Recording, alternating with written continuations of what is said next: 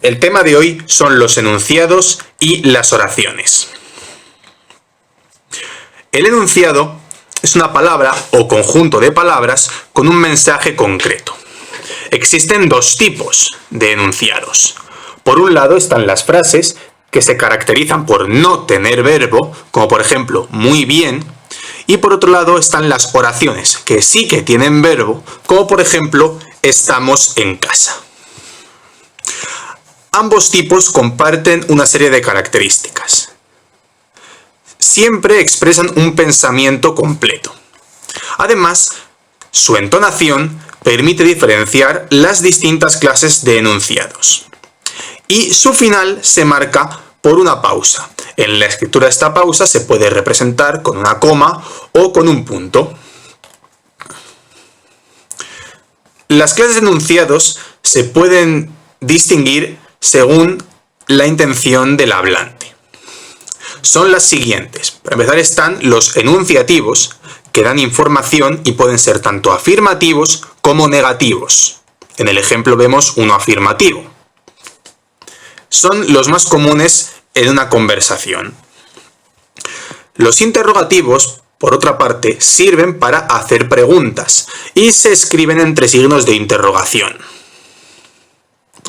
Los exclamativos, sin embargo, expresan sentimientos como sorpresa, miedo u otros parecidos. Se suelen escribir entre signos de exclamación para expresar énfasis. Los desiderativos expresan un deseo o interés del hablante.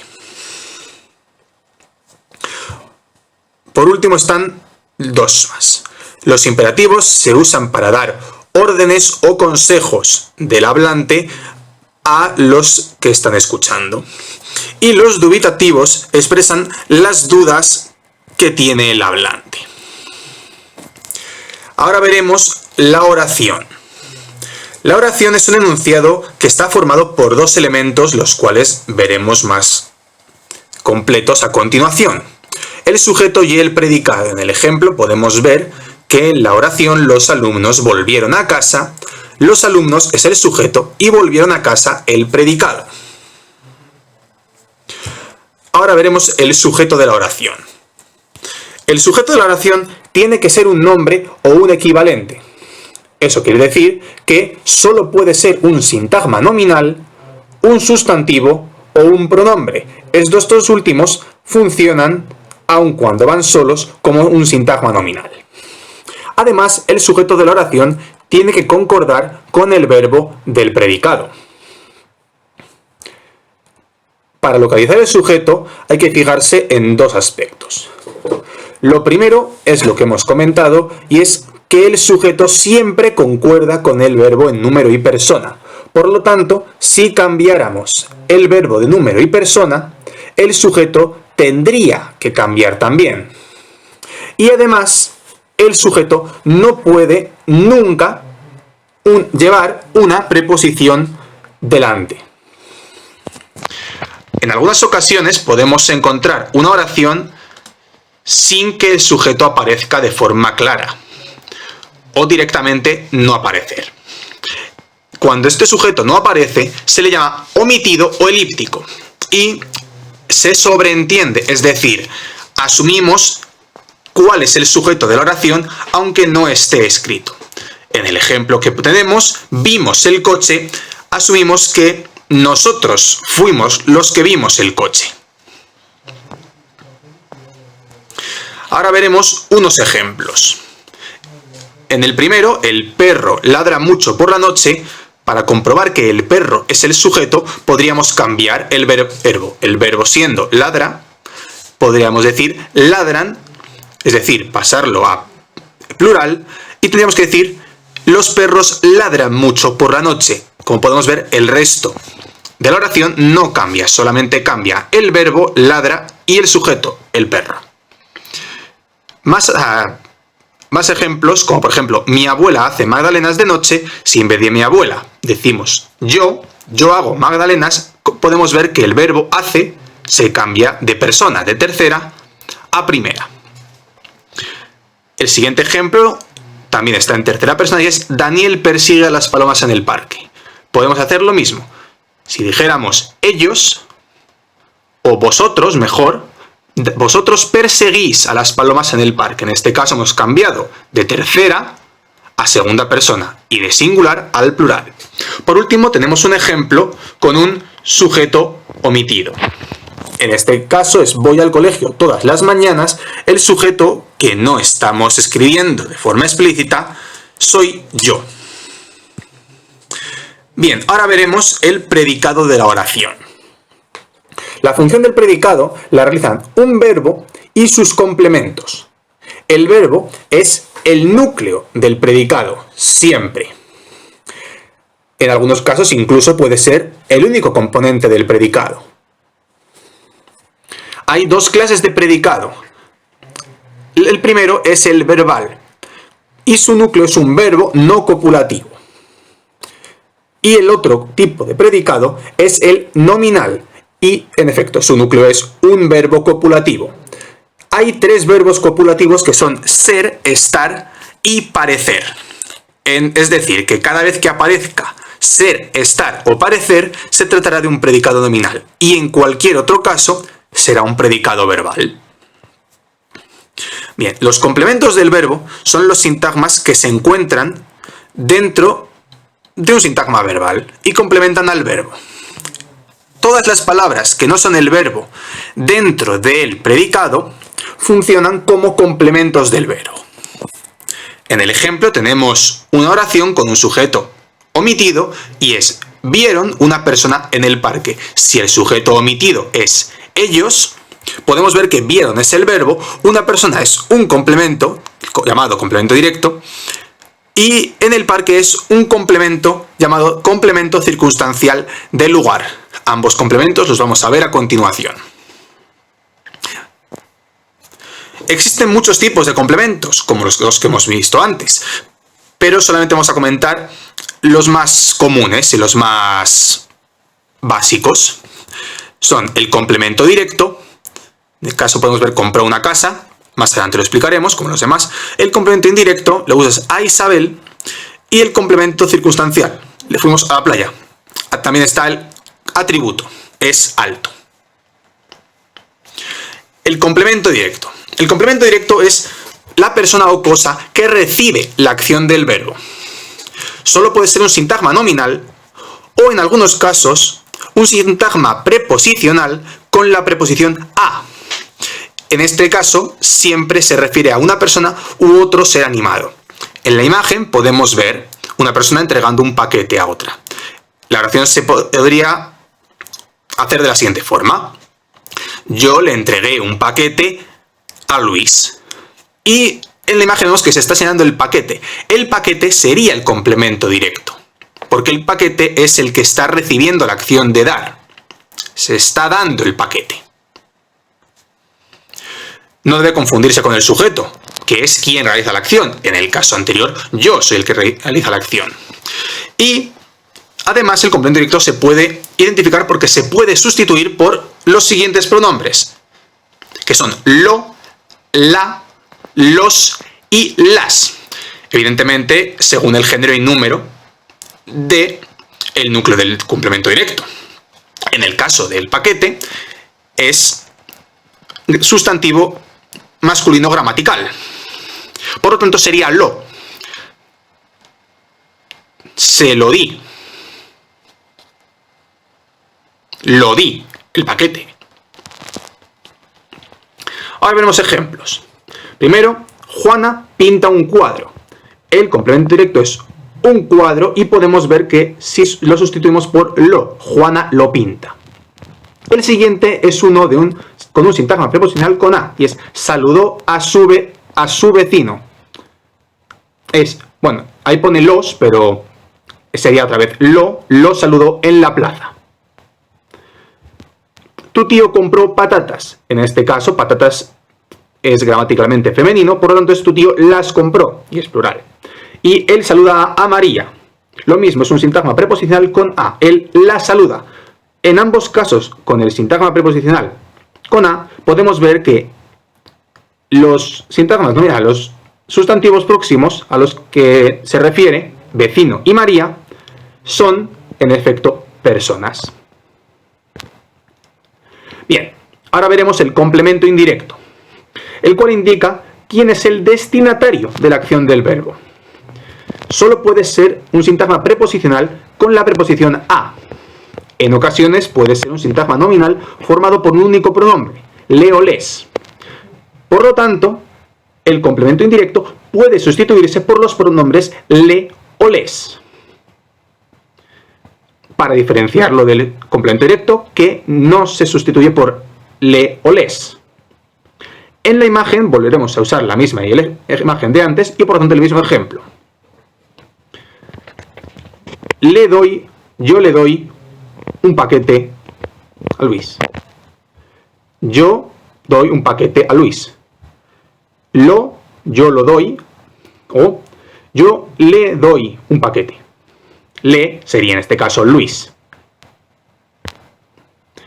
Veamos complementos indirectos. En primer caso, Juan escribió una carta a Elena.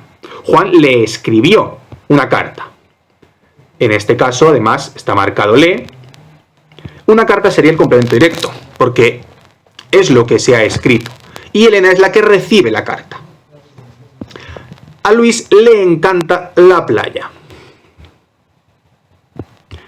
En este caso vemos que el complemento indirecto se ha duplicado. Está a Luis y le.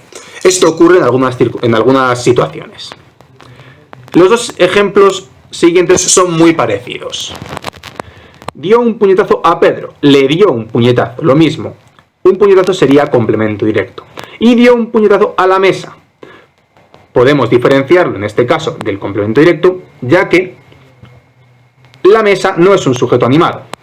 Y es la condición para que un sintagma preposicional con a sea complemento directo.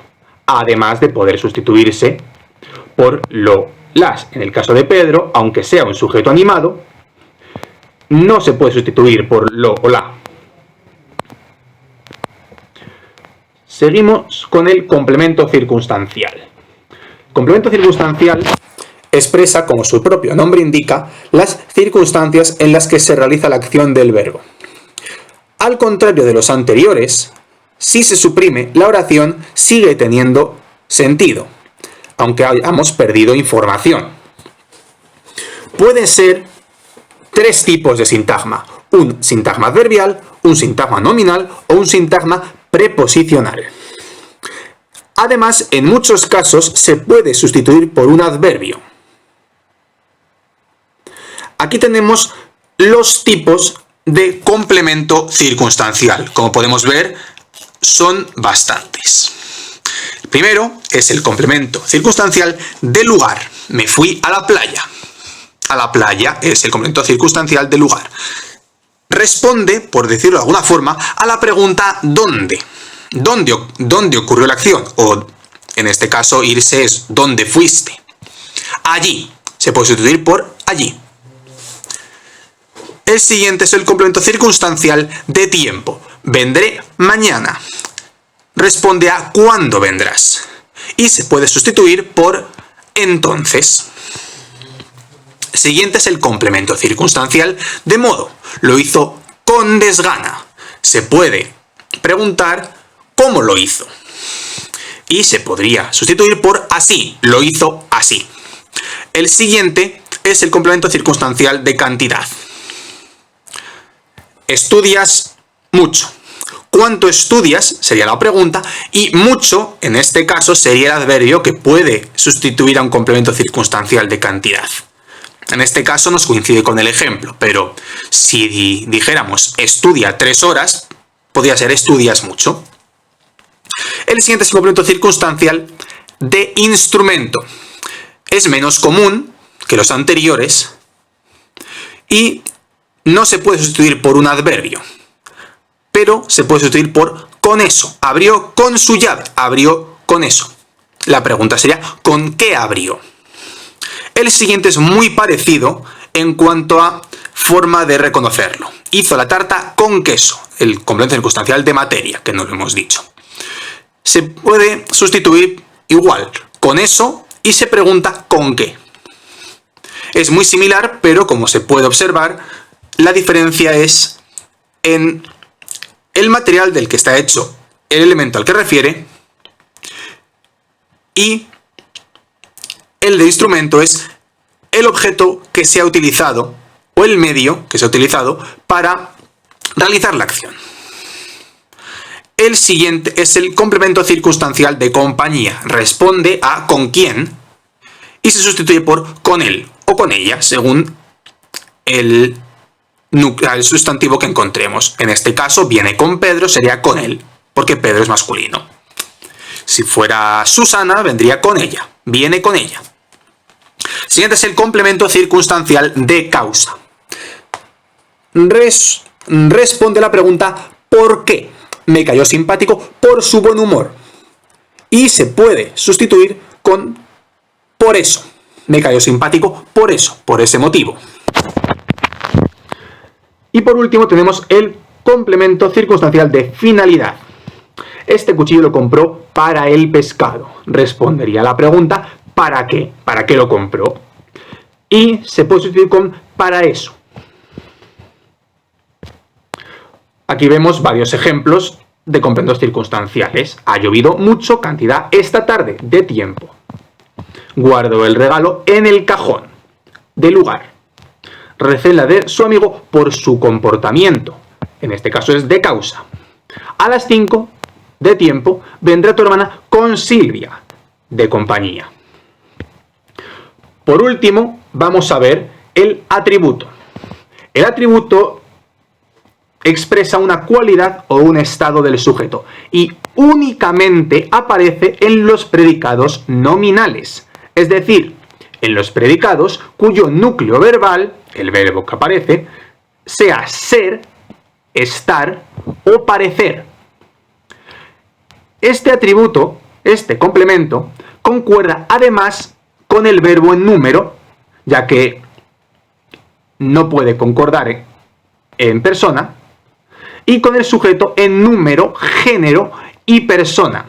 Es decir, además de concordar con el verbo, concuerda con el sujeto.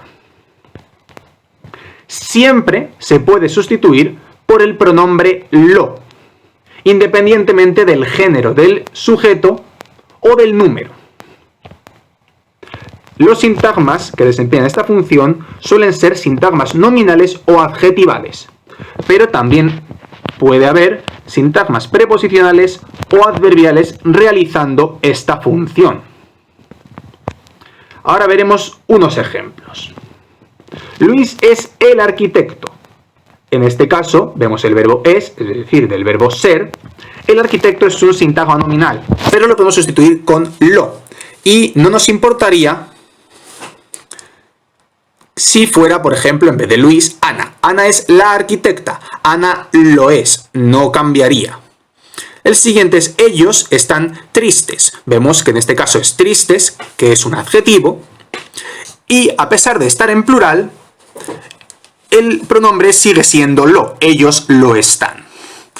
Esta chica parece enferma. Esa chica lo parece. Lo mismo, en este caso tenemos otro sintagma adjetival. Enferma es un adjetivo. Y chica, y por lo tanto enferma, están en femenino. Pero lo sigue siendo lo. Y por último tenemos Carlos es de Madrid. Carlos lo es. En este caso tenemos un sintagma preposicional. No son tan frecuentes. Y podemos ver que el sintagma preposicional no está concordando con los otros, con Carlos ni con es. Pero al acompañar un verbo copulativo como es, y poder sustituirse por lo, concluimos que es un atributo. Estos son los complementos que vamos a ver este curso.